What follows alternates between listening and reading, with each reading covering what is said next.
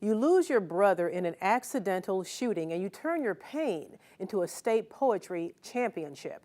A year ago today, a Fort Wayne teenager unknowingly got on the path to that reality. She talks about poetry to soothe the pain in this morning's Positively Fort Wayne. I started speech and debate when I was a freshman. Round here,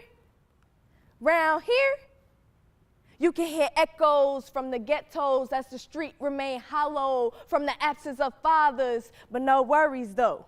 Wayne High School's Aliyah Armstrong, a junior who writes and recites poetry. Indiana is the top 20 state to have the most gun violence. That is ridiculous. 1 year ago, a family tragedy turned her poetry into a life-changing moment.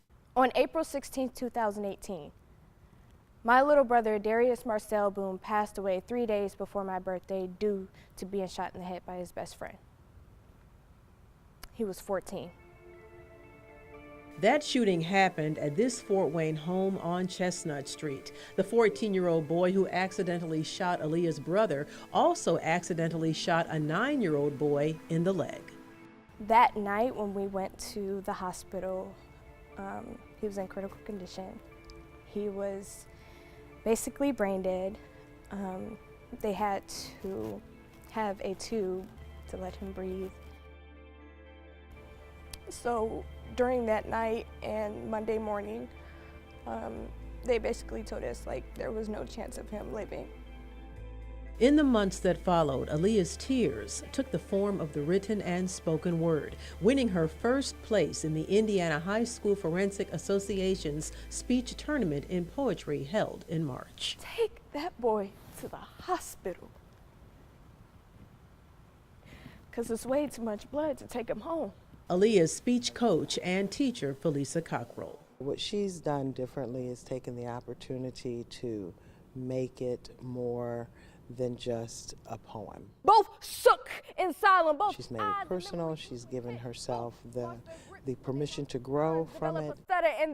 Poetry to soothe the pain. Through it, Aliyah has found her voice. Her poem actually consists of 2 separate published poems with her story intertwined. Dedicated to my brother and other young black boys, I'll be presenting 2 poems. I Know You Didn't Mean to Kill Him by Jasmine Mans, and How the Hood Loves You Back by Stephen Willis. Dear Little Brothers, a poetry program. Yes, it was very challenging, but I felt like it helped me a little bit more because, so I won't need therapy or so I won't need to go home and grieve and just sit there depressed. None of us remember to cry for him, to pray for him, to ask God. I can move beyond my circumstance and turn it into something positive. Monkeys are only servants. I want to inspire and influence other young kids that you don't have to use violence.